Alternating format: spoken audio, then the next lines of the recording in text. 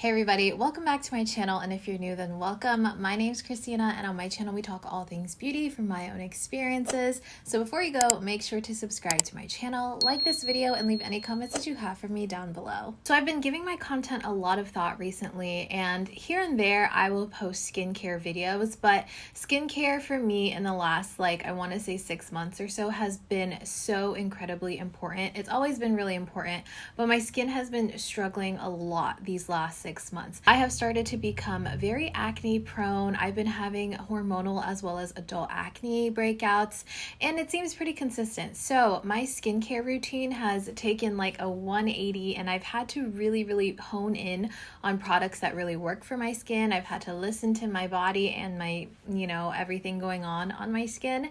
So I feel like now is a great time to take you guys on my skincare journey and start doing more videos about skincare. Today's video is actually going to be about a brand that I have been testing out for about a month and a half to 2 months respectively, and we're also working together on this video. This is about Mary&May skincare. It is a Korean skincare brand, and I've been testing out a handful of their products that are catered to my skin, and I'm going to tell you guys all of my experiences, what these products are supposed to do, and all the good stuff in case you're interested or you have skin like I do. So to start off, I want to give you guys a little bit of background on my skin type. So I do have combo normal to oily skin that is also acne prone. I have started to see a lot of adult and hormonal acne breakouts since last year, but it really started flaring up at the beginning of 2023, and since then I have kind of been on a journey and on a hunt to find the perfect concoctions of products that will help with all of my skin concerns. I also do have a lot of hyperpigmentation, a lot of acne scarring, and that would probably be my second priority when it comes to skincare products. And I also just turned 30, so anti-aging and preventative care is kind of in the back of my mind. But for now, I'm really focusing on getting my skin to a very balanced state when it comes to my oils as well as my breakouts. So when Mary&May reached out to me to ask me if I wanted to work together and test out some of their products, I was really excited about it. I did go for their oily skin and sensitive skin set, so it does come with 6 different products that all kind of do a different thing, and they're all different steps within your skincare routine. So essentially, you only would have to use these sets of products. You wouldn't really have to go and use another one for other concerns, So I'm going to go through all of the products based on how I would use them and apply them, and give you guys the rundown on each one and then my experiences with each one. Now, if you've never heard of Mary&May, like I mentioned, they are a Korean skincare brand, and they're very eco-conscious from their packaging to sourcing of their ingredients and the way that they put everything together. They do put skin safety first in product development. They want to make sure that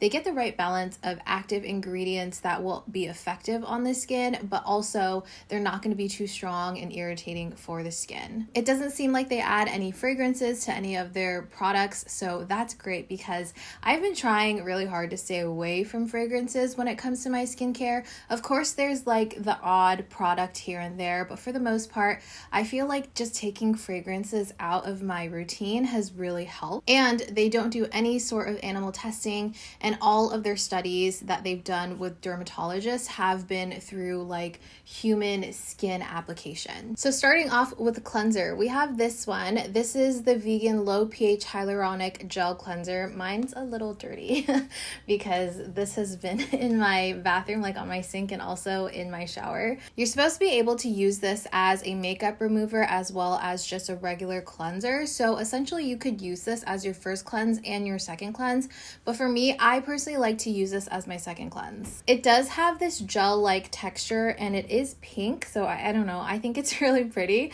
but when you add water to it, it becomes kind of this creamy texture versus a foamy texture. It's a little bit thicker of a cleanse, and it feels nice and creamy, and as you're working it in, it starts to kind of emulsify, and then once you wash it off, your skin actually feels really clean. I don't feel like there's any sort of residue. I have had that issue in the past with creamier type of cleansers where I just don't feel like I get a good cleanse. I almost feel like I just have a layer of whatever that cleanser was on my skin. Whenever you wash this off, it immediately gives your skin this soft feel to it. I don't feel like there's any residue. Sometimes when it comes to creamier type of cleansers, I can feel like there's a layer or a film on the skin, skin, but I feel like this completely washes off to the point where your skin almost feels like squeaky clean and it's ready for the rest of your skincare. So I don't know, I really like using this as my second cleanse because I feel like it's really thorough with taking off like all the extra stuff that's on my skin, that's been on my skin for the majority of the day. And a change that I've made recently when it comes to cleansers is that I'm only using an actual like facial cleanser at night. I read somewhere that if you have oily or acne prone skin, sometimes your skin can tend to overcompensate and try to produce more oils than it needs if you're washing it with a cleanser morning and night. So I decided to just start doing it at night, and I think it's been really helping. So this has been in my bathroom and I've been using this pretty much every day for my second cleanse, and I really like it. Next is a toner that I was really excited to start using. This is the vegan CICA Tea Tree AHA PHA Blemish Toner that also includes niacinamide. So the reason why I feel like this is really special is, one, it is a chemical exfoliant. Because of that AHA PHA within here, it really helps to like remove the dead skin, all the impurities. It helps to clean out your pores the way that any chemical exfoliant would. And the difference with this, if you've ever used something like Paula's Choice AHA BHA exfoliant, if that's ever been irritating to your skin, I would suggest switching over to an AHA PHA instead, because BHAs can be a little bit more aggressive on the skin than PHAs. PHAs are really good for sensitive skin because it still exfoliates and gets the skin to a more balanced, even state, but without like the harsh active ingredients within it. This is really interesting to me also because it does have that CICA tea tree, and CICA tea tree is very soothing to the skin. It helps to kind of counteract any sort of irritancy you may be having within your skin, and having the 2% niacinamide helps to control the oils. So you're kind of getting like a 3-in-1 within this toner. The texture of this is very much like water. It's not like a thick viscosity. You can really easily just spread this on the skin, either with your hands, just put it straight into your hands and pat it in the skin, or you can use a cotton to just swipe it across if you don't want to like put too much product on your skin at one time. If I'm feeling like my skin really needs it, or if I'm breaking out or something, I'll go in with a cotton, swipe this all over my face, let it dry, and then I'll go in and do a second one. I feel like that really allows the skin to absorb everything that it needs. I feel like whenever I use this, my skin feels brighter, and it just like, it seems a little smoother too. If I have any angry like active breakouts, I feel like this really helps to like just tone them down. And it doesn't seem to irritate my skin, but if you do find that chemical exfoliants are kind of more aggressive for you, maybe start off with nightly or every other night and then work your way up to it just to where your skin likes it.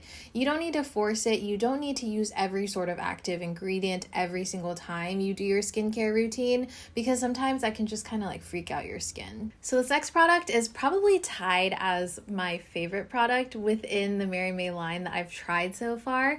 So this is the niacinamide plus CHAENOMELES SENESIS serum. It's a brightening serum, but it does so much more than that. It's supposed to help with the production of oils, like oil control. It's supposed to help with the pores and cleansing the skin. It helps with hyperpigmentation. I mean, niacinamide basically does everything you may need if you have any sort of oils within your skin or hyperpigmentation. And CHAENOMELES SENESIS is actually a fruit extract. It's an anti-inflammatory as well as antimicrobial extract, and it has flavonoids, tannins, and vitamin C within it, so it helps with skin texture and brightening. So again, it's another kind of like combination that just really makes sense to go together, and it just works together. I feel like this serum really helps to brighten my skin. It gives me a really nice glowy canvas. Like anything niacinamide usually will make my skin look super glass skin, like really dewy, and I love the way that niacinamide like works on my skin. But something that really stands out about this specific one is it is not sticky on the skin at all. And that is a huge thing for me because I feel like all of the niacinamide serums that I've used recently, they do leave you with kind of like that tacky finish after you apply it to the skin. You know, usually it'll like spread evenly and be really nice, but then once it dries down, if you touch the skin, it has almost this like sticky, tacky feeling, but this doesn't have that at all, and I love that. And anything like my active breakouts, once they've kind of like calmed down and they're no longer raised and active, those hyperpigmentation and acne scarring spots seem to diminish a lot faster when I'm using something like a niacinamide serum. And because it does have that CHAENOMELES SENESIS that has like vitamin C in it, it does help. If you've ever used vitamin C, it's supposed to help with brightening the skin and lightening any sort of like scarring or pigmentation that you may have. Next is that second product that may be like my top product. It is this moisturizer from Mary&May. So it's the Sensitive Soothing Gel Cream. This contains Houttania cordata, I think that's how you say it. It's 71.8%, and it also contains tea tree. So it has 9.7% of tea tree. And as we know, tea tree is supposed to be really effective as being an anti-inflammatory, also just balancing the skin and also soothing it.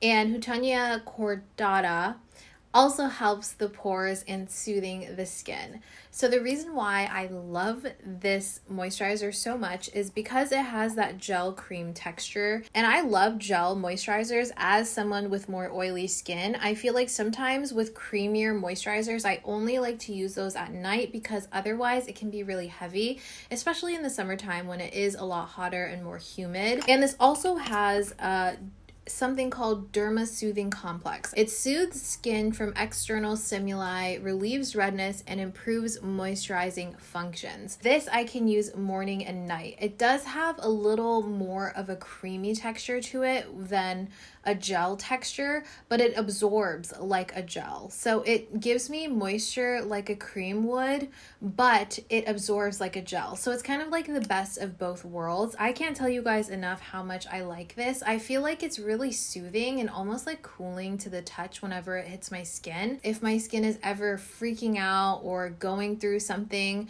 I can always use this and know that it's gonna kind of like soothe my skin at the end of the day. And I love this. I feel like I've seen such an immense difference in how hydrated my skin is. It kind of like smooths over the skin really well, and I don't feel like I end up looking really greasy. It's just, it's so good. If you get anything, I would suggest the moisturizer for sure, and then the niacinamide serum if you're in the market for it. Next is an eye cream, and this is the tranexamic acid and glutathione eye cream. So this was really interesting to me. It does say on here that it's a cream that brightens the eye contour and improves uneven skin tone. Tranexamic acid actually helps to repair any darkness on the skin and any like dullness with the skin. So having it as an eye cream form, I don't know, it just made so much sense to me. This is a really, really nice texture for an eye cream. I feel like if I use eye creams, I'm kind of picky about it because I feel like it needs to be different from a moisturizer, just like a face moisturizer, you know? And this is really nice because it does have a very creamy texture to it. I don't know if you guys have ever experienced it where you have a really creamy eye cream, but you kind of have to sit there and like tap at it and rub at it forever until that like white residue kind of absorbs into the skin. I don't have an issue with this one whenever it comes to that. It doesn't feel heavy around the eyes, which I love. And I feel like it does really help with brightening my under eyes. I love to use this in the mornings before I do my makeup. Like I'll use it as makeup prep, and it really helps my concealers and everything smooth underneath it and gives it like really good like brightening base. Lastly is a product that if you've never heard of anything from Mary&May, you may have heard of this. This is their sun stick. It's the vegan peptide BAKUCHIOL sun stick. It's an SPF 50, and it also has 25 types of peptides which help to repair damaged skin.